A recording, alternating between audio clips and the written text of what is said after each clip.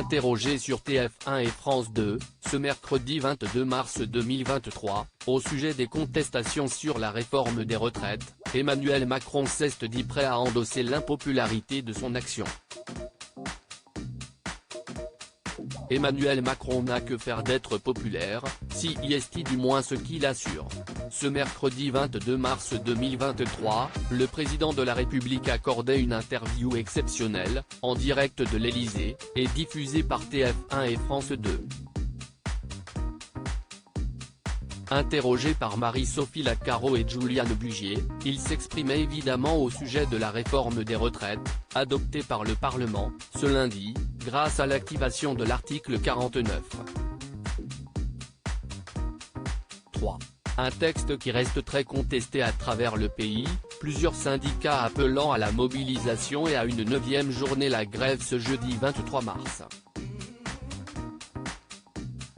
S'il faut endosser l'impopularité, je l'endosserai.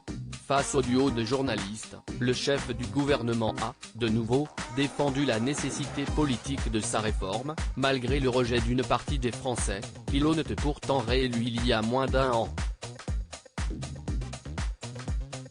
Il a même assuré ne pas craindre de voir sa propre cote de popularité dégringoler dans les semaines à venir. Nous devons avancer, parce que si est l'intérêt supérieur de la nation. Et je vous le dis en responsabilité. Moi je ne cherche pas à être réélu, je ne le peux pas constitutionnellement.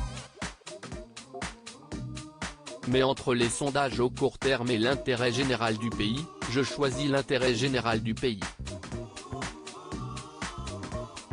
Et s'il faut, derrière, endosser l'impopularité aujourd'hui, je l'endosserai, a assumé avec aplomb Emmanuel Macron. Emmanuel Macron très discret dans les médias. S'il se dit prêt à endosser l'impopularité de cette réforme des retraites, le président de la République s'est montré très discret dans les médias durant tout le temps des débats. La dernière grande interview d'Emmanuel Macron remonte effectivement à octobre dernier, avec un double rendez-vous présenté par Caroline Roux, sur France 2. Il avait ensuite participé à de plus petits entretiens, avec TF1 depuis les États-Unis et dans les rencontres du popotin, laissant plutôt à sa première ministre la charge de faire la tournée des plateaux de télévision et de radio. Le 16 mars dernier, après l'activation de l'article 49. 3. Si effectivement Elisabeth Borne qui s'était rendue dans le journal de 20h sur la Une, pour répondre aux questions de Gilles Boulot.